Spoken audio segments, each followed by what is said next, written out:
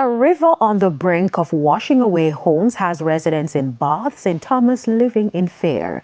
They say every downpour brings a new threat, forcing them to keep watch through the night. Alia Bryant reports. A disaster waiting to happen. Just 2 months into the 2026 Atlantic hurricane season, residents of Bath in St. Thomas say they're living in fear. They say a nearby river is eroding its banks and creeping closer to their homes with each passing day, leaving them worried that it's only a matter of time before disaster strikes. The last hurricane we have burial. The two rivers combine here. You have Plantain Garden River and Island River. The two of them combine here, they meet in a one. There was a grind and it washed away.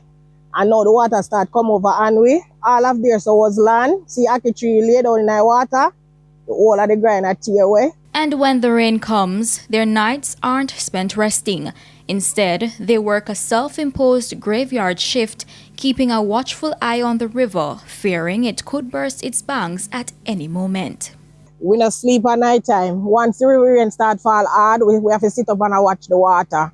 We're in a big problem. We need urgent help. Landed there all the way out there, so past the Aki tree and the whole of the grind, tear away and gone. One guango tree was right there, it gone. The water needs to push back over and we get back a grind. That's the only way we can survive. And just when it seems the river is finally receding, the water start come up back. You understand? And it's a threat to everybody who live in this area.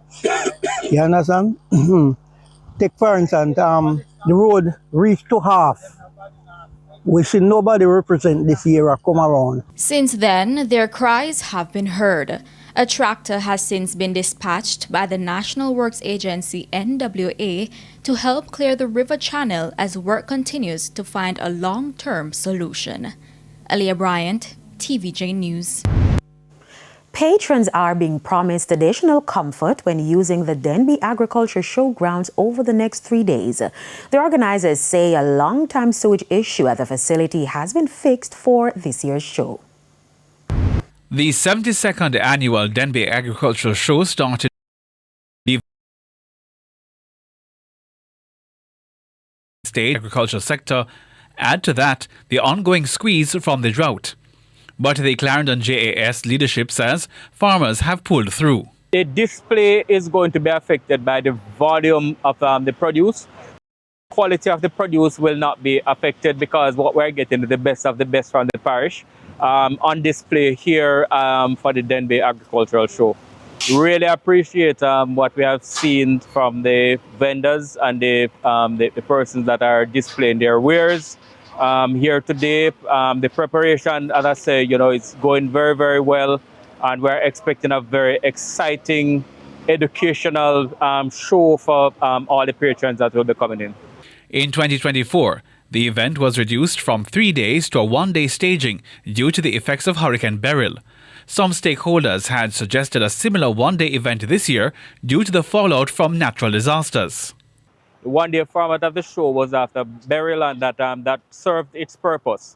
However, I believe that we are back to where we need to get to. We have learned lessons from the Beryl, post-Beryl operation, and we are back to the 3-day format of the show. And this year, I believe that we are going to be in a far better position than we had last year for the 1-day format.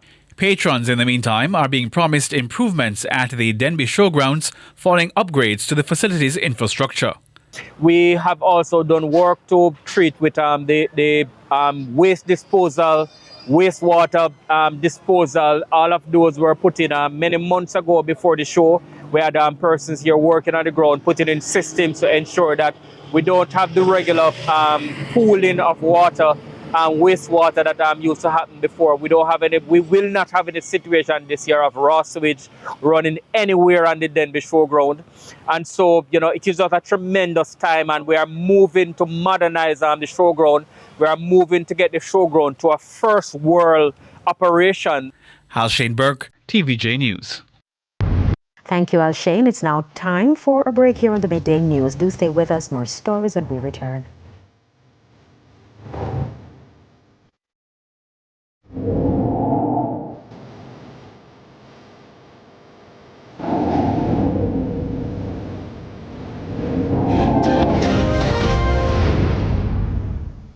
Welcome back to the Midday News. It's now time for the Business Minute.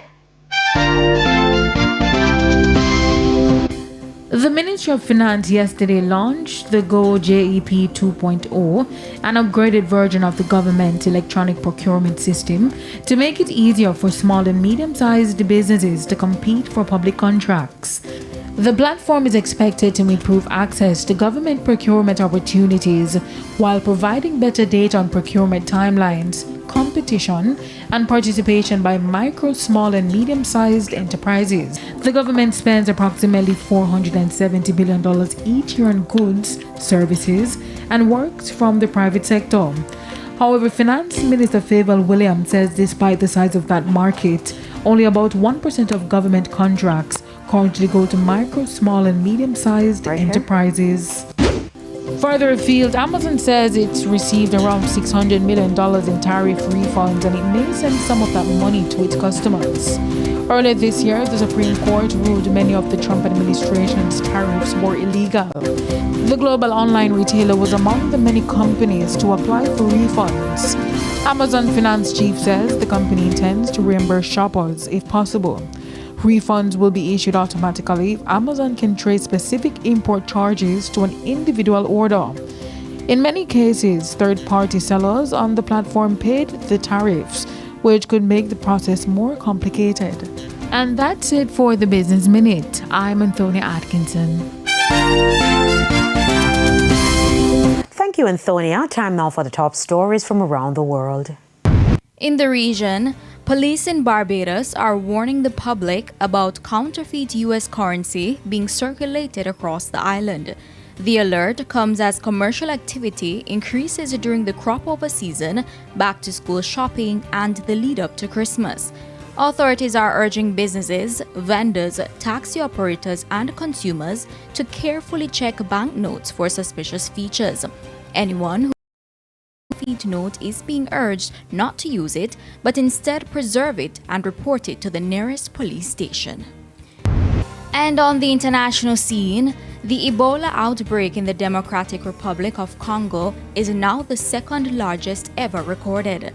The World Health Organization says more than 3,500 people have been infected since mid-May, with over 1,500 deaths. Health officials say the outbreak is spreading rapidly due to ongoing conflict, limited contact tracing, and a rare strain of the virus with no widely available vaccine.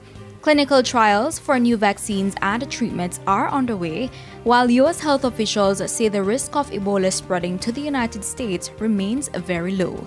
And those were the top regional and international stories. I'm Aliyah Bryant. Thanks, Aliyah. We now head to our final break. When we come back, we'll have your Midday Sports Report.